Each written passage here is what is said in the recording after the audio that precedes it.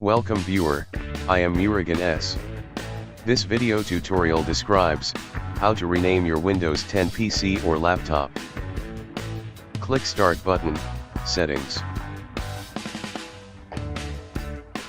Click System Settings. Click About.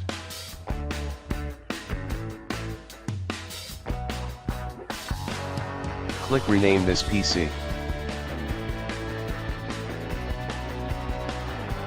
Type new name.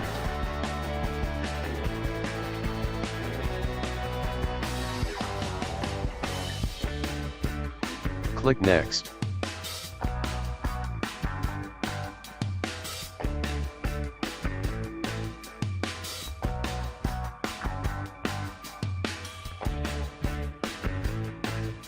Click Restart now.